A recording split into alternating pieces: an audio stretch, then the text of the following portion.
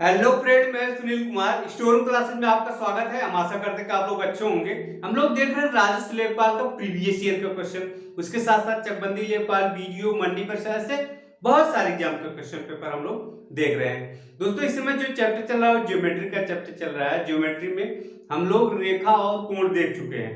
आज हम लोग देखेंगे त्रिभुज। तो रेखा और कोण वाला वीडियो आपने नहीं देखा तो प्लीज उसको देख लीजिए, क्योंकि जो त्रिभुज है वो रेखा और कोण से ही बनता है। उसका ही इसमें जो है रोल होता है, बहुत बड़ा रोल होता है।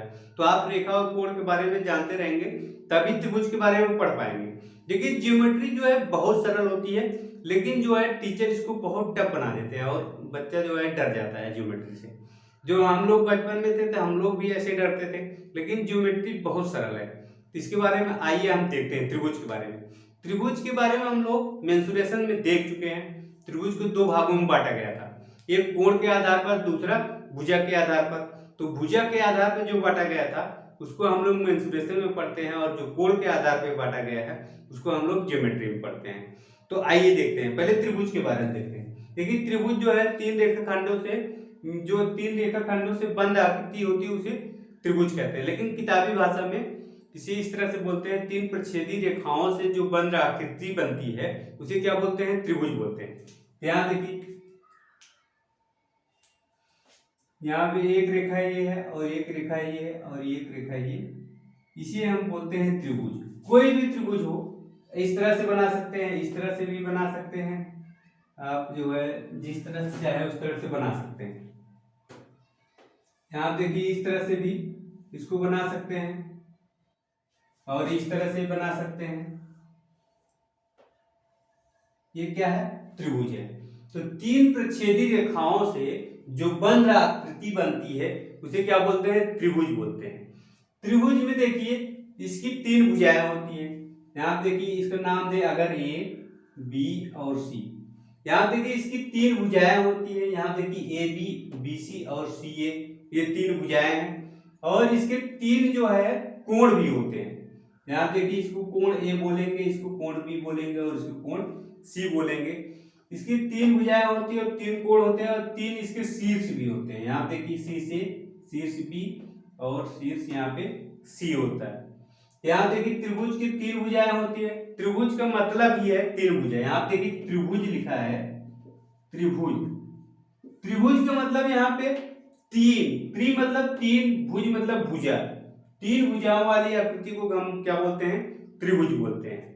अब देखिए, तीन यहाँ पे इसके तीन कोण है। तीनों कोणों का योग कितना होता है? 180 अंश होता है। तीनों कोणों का योग कितना होता है? 180 अंश होता है। तो यहाँ देखिए, यहाँ पे कोण ए प्लस कोण बी प्लस कोण सी बराबर कितना होगा? 180 अंश होगा। ये जो है आंतरिक कोण की बात मैं कर रहा हूँ। तीन जो है त्रिभुज के तीनों आंतरिक कोणों का योग कितना होता है? 180 अंश होता है। यहाँ देखिए, आंतरिक कोण है, यहाँ पे लिख लीजिए आप, त्रिभुज के तीनों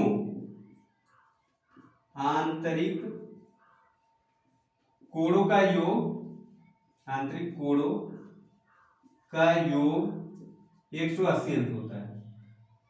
योग 180 अंश। त्रिभुज के तीनों आंतरिक कोणों का योग 180 अंश होता है। यहां जब आंतरिक कोणों की बात की जा रही है तो वाय कोण भी इसके होंगे। तो त्रिभुज के वाय कोणों का योग कितना होता है? त्रिभुज के वाय कोणों का योग 360 होता है। तो आप लिख लीजिए, त्रिभुज के तीनों वाय कोणों का योग कितना होता है? 360 अंश होता है। तो ये अभी हम लोग देखेंगे, ये 180 अंश कहां से आया इसको भी देखेंगे, और ये 360 अंश कहां से आया इसको भी देखेंगे। ये तो जानते हैं कि त्रिभुज के तीनों कोणों का योग 180 अंश होता है, तो बचपन में हम लोग पढ़ते आ रहे हैं। और ये भी जानते हैं कि तीनों वाय कोणों का योग 360 है, ये भी हम लोग बचपन से पढ़ते आ रहे हैं। लेकिन ये कहां से आया इसके बारे में हम लोग नहीं जानते। ये वाय कोण और आंतरिक कोण कहां से आया इसके बारे में हम लोग नहीं जानते, और ये कैसे 180 अंश होता है इसको भी देखेंगे। कुछ भी रटना नहीं है, सब कुछ जो है एकदम कॉन्सेप्ट देखेंगे, आपको कुछ रटने की जरूरत नहीं है। तो आइए आगे थोड़ा सा और देखते हैं। यहां देखिए, त्रिभुज के अगर दो भुजाओं का योग हमेशा तीसरी भुजा से बड़ा होता है। जैसे यहाँ पे ए है, इसके सामने वाली भुजा ए है, इसको ए से लिखेंगे यहाँ पे स्मॉल ए से। ये बी है, इसके सामने वाली भुजा इसको हम बी से लिखेंगे। ये सी है, इसके सामने वाली भुजा इसको हम सी से लिखेंगे। तो ऐसे लिखने की जो है पद्धति है, लेकिन आप कैसे भी लिख सकते हैं। यहाँ पे ए लिखा है, यहाँ बी लिखा है, यहाँ पे सी लिखा है, तो आप यहाँ से शुरू करते हैं ए बी सी, ऐसे भी लिख सकते हैं।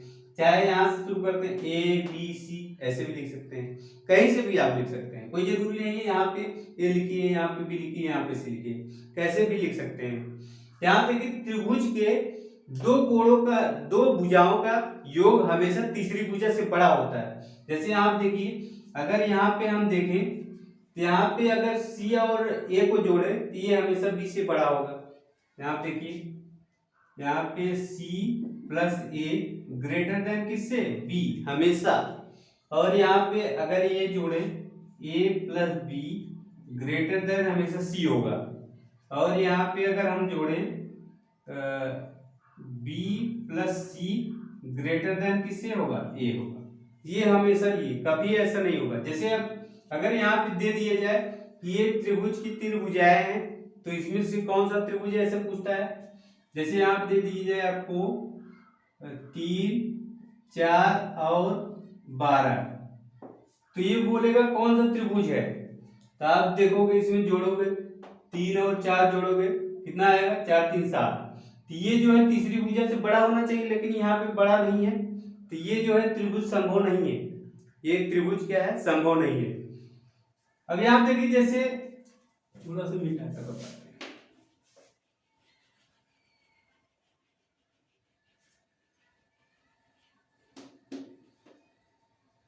यहाँ देखिए, जैसे एक भुजा, इसमें हम 12 ले लेते हैं, ये भुजा ये 12 हो गई, और ये भुजा यहाँ पे ये 3 हो गई, ये क्या होगा, 3 होगा, और ये भुजा ये 4 होगा। तो ये जो है कभी ये इतना ही 3, ये जो है इससे मिल ही नहीं पाएगा, क्योंकि आप देखिए ये वाली भुजा इतना ही लंबी है, और ये वाली भुजा 4 वाली भुजा थोड़ा सा लंबी है, ये 4 और ये 3 और ये 12। तो ये जो है जोड़ने के बाद, अगर इसके जो है 12 से ये दोनों जोड़ने के बाद 12 बड़ा आता तो यहाँ त्रिभुज बन सकता था। लेकिन यहाँ पे ये त्रिभुज क्या है, बन ही नहीं पाएगा। अगर इसको यहाँ देखिए, यहाँ से 3 यहाँ तक आएगा, अगर यहाँ से लाएंगे इसको यहाँ तक, और ये 4 यहाँ तक आएगा, तो 4 और 3 7 ही होगा, और ये बीच में 5 जो है इतना दूर, ये नहीं बन पाएगा त्रिभुज, ये बन ही नहीं पाएगा। अगर ये बराबर भी होता तब भी नहीं बन पाता। जैसे आप देखिए, अगर 3 और यहाँ पे 5 ले, भुजा 3 5 और ये 8 लेंगे, तब भी जो है त्रिभुज संभव नहीं होगा। यहाँ देखिए 5 3 8 हो गया, और ये भुजा 8 है, तो ये भी तब भी ये जो है त्रिभुज संभव नहीं होगा। तब ये इस तरह से होगा, जैसे यहाँ पे ये 8 है, और यहाँ पे ये 3 है, और यहाँ पे ये 4 है, यहाँ पे 4 सॉरी यहाँ 3, यहाँ 5 और यहाँ पे 8। जब इसको देखिए, अगर ये वाला यहाँ तक आएगा और ये वाला यहाँ तक आएगा 5 वाला, तो यहाँ देखिए ये जो है त्रिभुज यहाँ भी संभव नहीं हो पाएगा। तो इसका मतलब है दो भुजाओं का योग हमेशा तीसरी भुजा से बड़ा होना चाहिए। अगर बराबर भी है तब भी त्रिभुज नहीं बनेगा। अगर यहाँ दो भुजाओं का योग जो है तीसरी भुजा से छोटा है तब भी त्रिभुज नहीं बन पाएगा। तो ये आप लोग जानते रहिए, ये हम मैंने मेंसुरेशन में बताया। तो आइए आगे देखते हैं त्रिभुज के तीनों आंतरिक कोणों का योग 180 अंश कैसे होता है, और त्रिभुज के बाह्य कोणों का योग 360 कैसे होता है। आइए देखते हैं।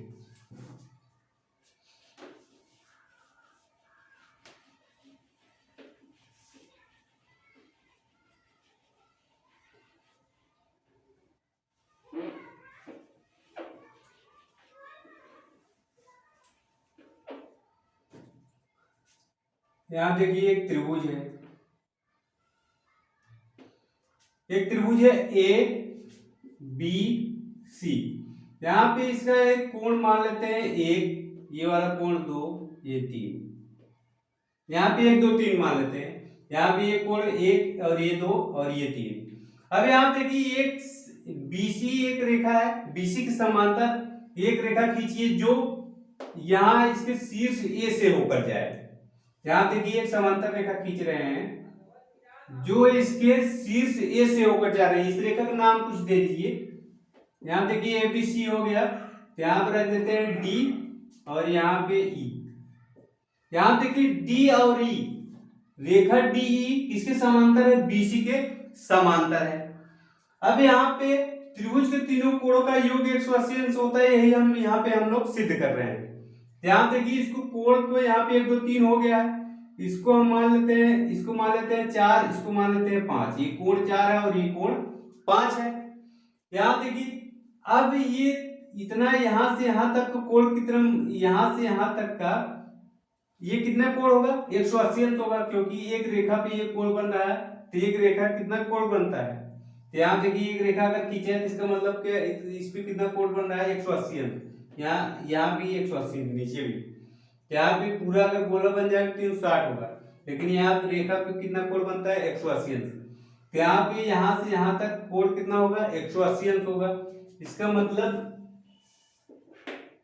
मतलब है कि कोण 4, यहाँ देखिए कोण 4 है, तो कोण 4 प्लस कोण 1 प्लस कोण यहाँ पे 5 बराबर कितना होगा? 180 अंश होगा, क्योंकि ये एक रेखा पे कोण बन रहा है, तो इसका योग कितना, यहाँ से यहाँ तक का योग कितना होगा? 180 अंश होगा। तो यहाँ देखिए इसमें 3 कोण बटे हुए हैं, एक यहाँ पे 4 और 1 और ये 5, तो यहाँ पे तीनों कोणों का योग कितना होगा? 180 अंश होगा। अब यहाँ देखिए ये रेखा को थोड़ा सा आगे बढ़ाइए, इस रेखा को, और इस रेखा को थोड़ा सा आगे बढ़ाइए।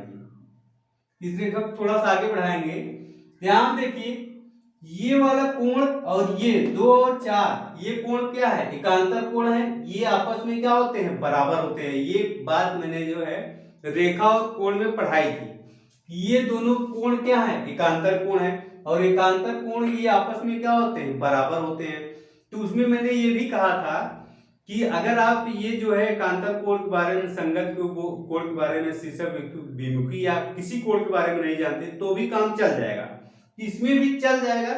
लेकिन अभी यहाँ से थोड़ा जानते रहिए, ये थोड़ा प्रैक्टिकली बता रहे हैं। अभी जब हम लोग इसका जो उदाहरण देखेंगे, इसका जो क्वेश्चन देखेंगे, तो उसमें जरूरत नहीं पड़ेगी आप ये कोण एकांतर कोण है कि नहीं, कौन सा कोण संगत कोण है, कौन शीर्षक विमुखी कोण है, अगर नहीं जानते रहेंगे तो भी कोई दिक्कत नहीं है।